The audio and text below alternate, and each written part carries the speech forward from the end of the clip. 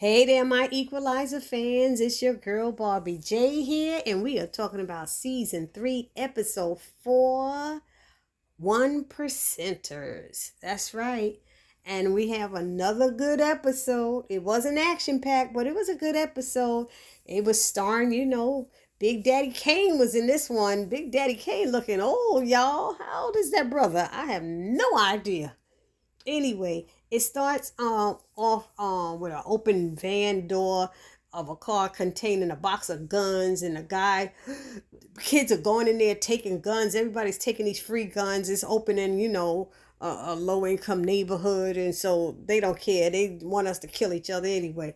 So the guy who owns the van, his name is T-Bone, and he belongs to the Brooklyn Disciples, a bikers club, and he's being accused of trafficking those guns, which is a federal crime, and his girlfriend Storm, meets with Robin and tells her that T-Bone was set up. He wouldn't do this. He has been doing well since being released from prison, and how he had stopped drinking, and he goes to therapy to deal with his anger issues, and she's concerned because he's an ex-felon and a black man and a biker, that's 3 strikes against him and he'll never get a fair trial. So Robin said, that's why it's good that you contacted me. So she has Harry dig into his life, and it looks as if he has turned his life around since being released from prison.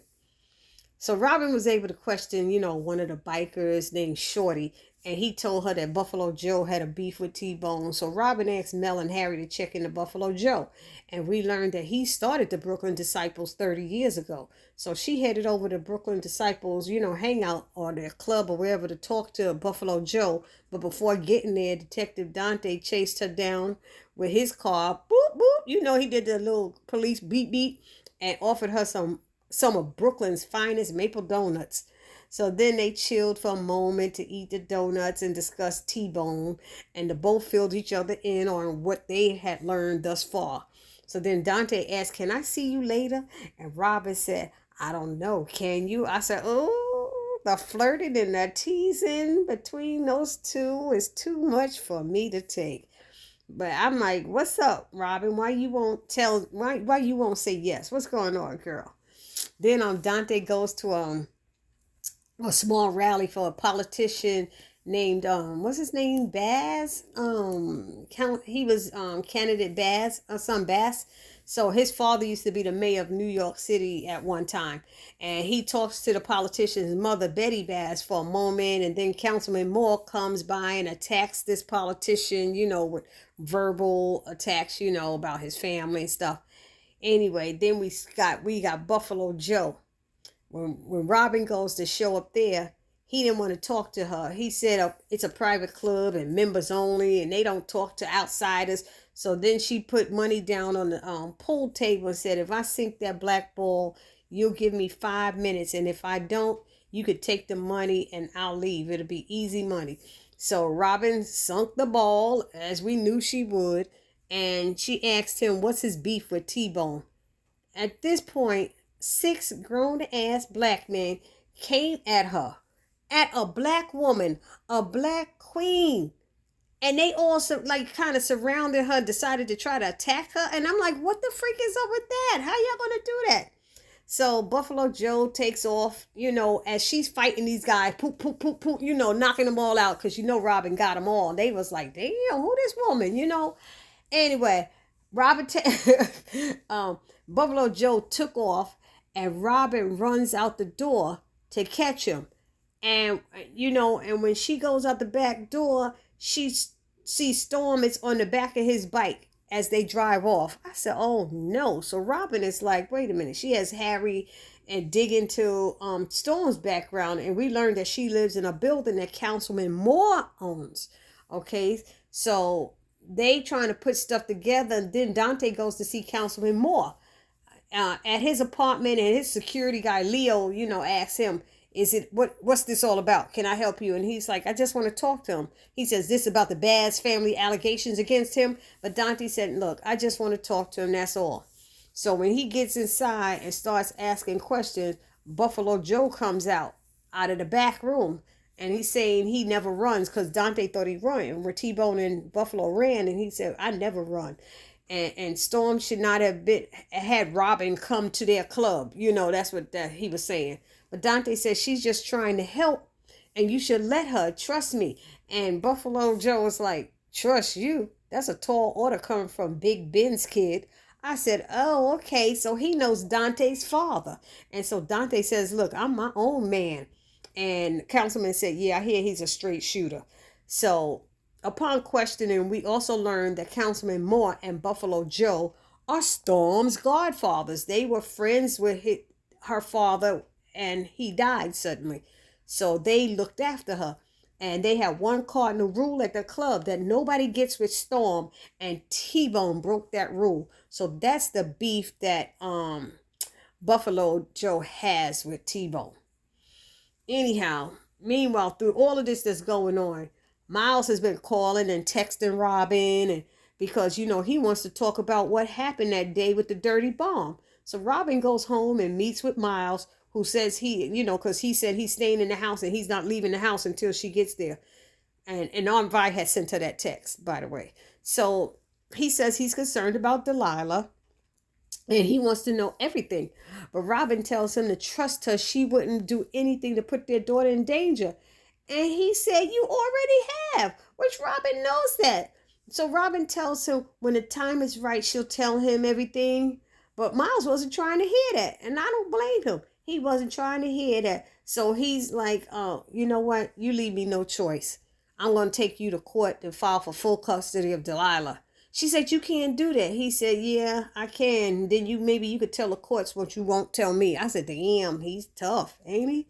So then Robin tells Harry and Mel what happened with Miles, and she's very upset about it. How can I tell him all of this? I can't do this and stuff. And they're like, he got to know that you wouldn't do it. But she's like, it's too late. I already did. And they admit it. They all know. So then there's some sort of alert or something that they get on Harry's machine, and they see something about T-Bone or Shorty or something. So Robin drives to catch up with them, the Shorty and the T-Bone. And Shorty drives off when he sees her come, and T-Bone runs, and Robin chases him, but she can't catch him. He tells her, when she did catch up with him, they were on the opposite side of a fence. And he tells her his name is all he has. My name is all I have. And he's trying to clear it. And she said, whatever this is about and whatever is happening, it's not worth dying for. And he pulls out a gun and says, it's worth dying for. She's like, oh my God.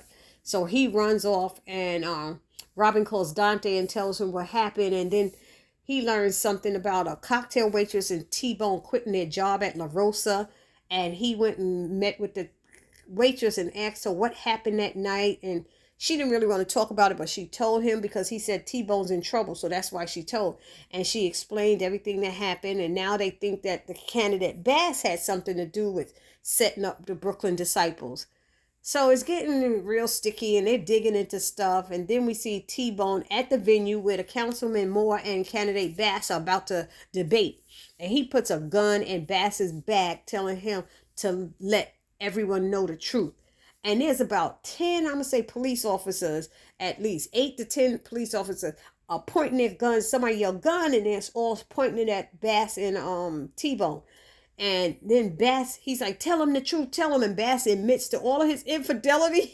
He admits to infidelity. And he tells, what else? He tells them that he's done illegal drugs and he's solicited prostitutes and all this stuff.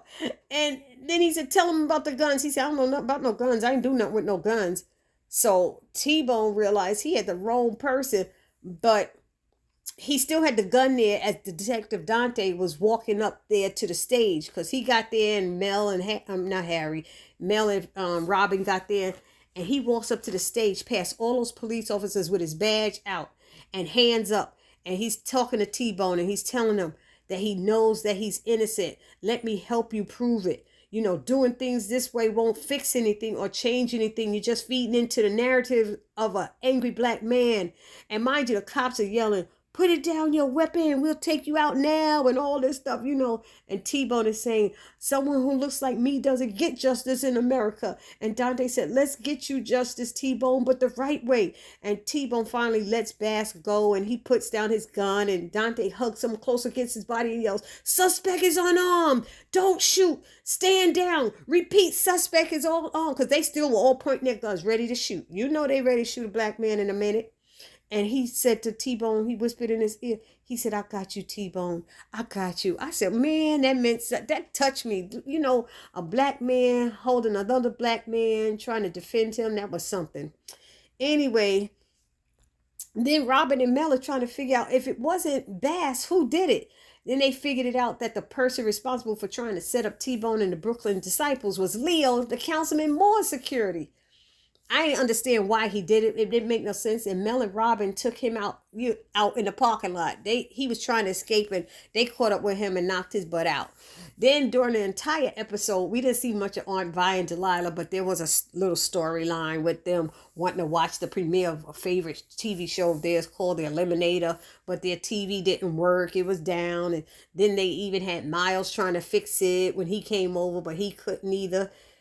And what they did to get it fixed was call Harry, who talked Delilah through the steps of getting the TV working again. And Robin's like, we do not call Harry for that. He little things like that. And they're like, you know, Aunt Vi's like, leave it alone. He saved our lives, whatever. And as soon as they sat down to watch the show, they got popcorn and everything. It's interrupted for a breaking news story.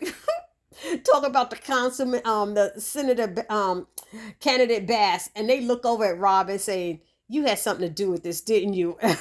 And Robin hid her face behind a plate. And then it ended with Robin calling, you know, Councilman Moore, that telling Councilman Moore that his security, Leo, was responsible for the guns on the street and everything. And he's like, he couldn't believe it. That was in his own camp, and he didn't even know it. And then T-Bone and the other bikers presented Robin with they said she helped us and did us a solid. So they want to present her with this leather vest and making her an honorary member of the Brooklyn Disciples. And then they gave her a biker name calling Real Deal, because, you know, Robin is the real deal. Y'all know she is. And Robin said it's a real honor. You know, she really was like humbled and stuff. And then T-Bone said, you got on your colors. Now it's customary that we roll out. And they all rolled out down the street, and that's what they did, and it ended that way. So like I said, it was a good episode. It wasn't action-packed, but it was a good episode. All of them are. So let me know what you thought about the episode down in the comment section. And please don't forget to subscribe to my channel and hit that notification bell. And it'll let you know every time I upload a new video, because some people are saying they don't get my stuff, the notifications. Then I ask that you hit the thumbs up button, which is the like button. And then write a comment. Please write a comment. Let me know what you thought about it. And share the video. This your girl Barbie J saying peace.